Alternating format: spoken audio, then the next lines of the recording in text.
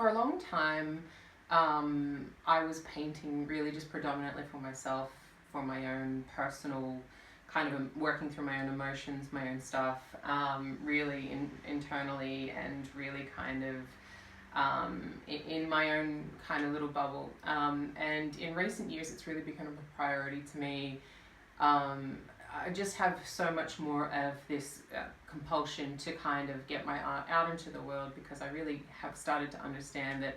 I'm not just painting because I find it fun. I'm doing this because this is why I really truly believe I was put here. This is the reason I really believe I was put here in this world, in this time, on this earth, in this reality. So I've realized now that rather than seeing my art as being, you know, kind of relatively self-indulgent, which I did before, I've realized that it's actually, I've accepted that I have some important things to say, and the beauty and the symbolism, the messages, the depth,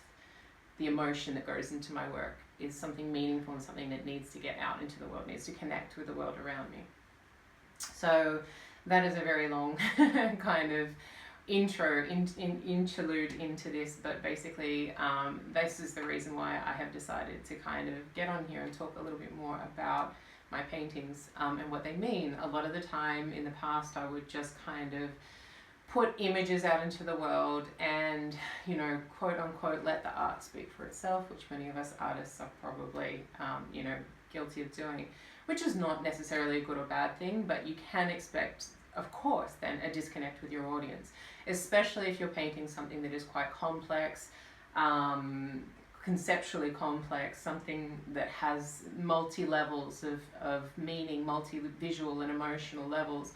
you know, symbolism and things like that. So not your typical straightforward kind of, you know, I'm painting a flower because the flower is beautiful type thing,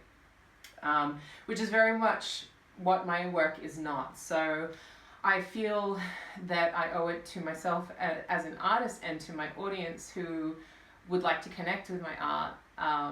to really kind of bridge that gap by explaining and providing explanations of my work. And they don't have to be in-depth or complex. I'm not going to make it an academic style explanation, but I thought it would be really good just to kind of get on here and chat a little bit about some of my pieces, just to give everybody a little bit more of an insight into my work and what it means.